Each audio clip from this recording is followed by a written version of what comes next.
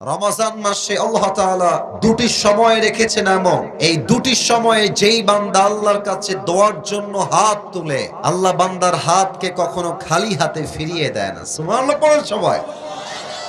দুই সময়ে বান্দার দোয়া আল্লাহর কাছে করার সাথে সাথেই কবুল হয়ে যায়। আল্লাহ তাআলা বলছেন, ওয়া ইযা সাআলাকা ইবাদি আন্নী ফাইন্নী করিব, ও আমার বান্দা তুই আমার কাছে চা, আমি তোর কাছেই আছি। তুই চাইতে দেরি হবে, আমি আল্লাহ দিতে মোটেও দেরি হবে না। সুবহানাল্লাহ পড়েন সবাই।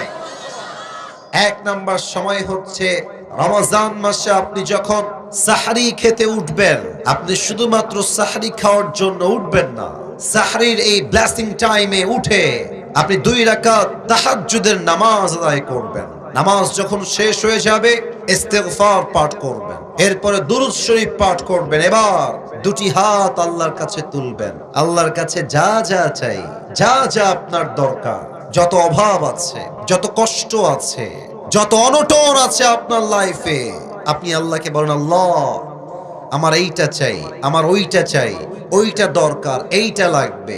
সাহরির সময় উঠে যেই বান্দা আল্লাহর কাছে চাইতে পারে, আল্লাহর হাবিব বলেছেন সাহরির সময়ের কোন দোয়া, তাহাজ্জুদের জায়নামাজের কোন দোয়া আল্লাহ কখনো খালি হাতে ফিরিয়ে দেয় না। সুবহানাল্লাহ পড়েন সবাই।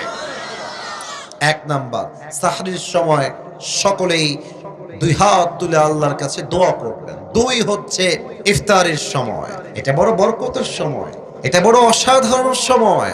আমরা ইফতারের সময় বসে বসে অনেকে টাইম দেখে সময় নষ্ট করি, অনেকে ফেসবুকে টাইম লস করি, অনেকে ইউটিউবে টাইম ওয়েস্ট করি। এটা বড় বরকতপূর্ণ সময়।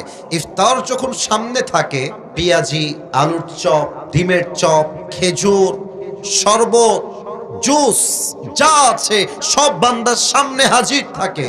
বান্দা চাইলে খাইতে পারে, বাট বান্দা হাত দিয়ে খায় না, চুপচাপ বসে থাকে।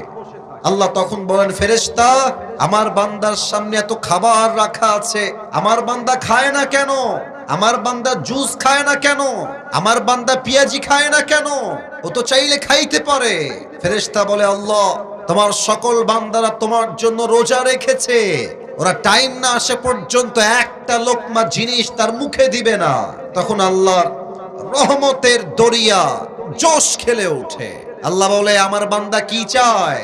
শোনো ফেরেশতা, আমার বান্দা এখন যা চাইবে আমি আল্লাহ তার প্রত্যেকটা চাওয়াই কবুল করে নিব। না এত আস্তে সুবহানাল্লাহ পড়লে তো হবে না, বলেন সবাই জোরে সোরে সুবহানাল্লাহ।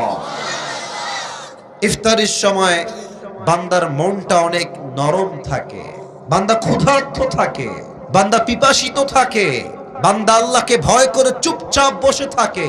বান্দার দিল যখন নরম হয়ে যায়, বান্দা যখন ক্ষুধায় তৃষ্ণায় ছটফট করে, তাও পানি পান করে না, পেঁয়াজি মুখে দেয় না, আলুর চপ মুখে দেয় না, জাস্ট বিকজ অফ আল্লাহ সুবহানাহু ওয়া তাআলা, আল্লাহর জন্য কোনো কিছু শেখায় না। আল্লাহ বলছে, বান্দা ইফতারি নিয়ে আমার কাছে হাত তোল, যা চাবি আমি আল্লাহ তোকে তাই দান করে দিব। সুবহানাল্লাহ।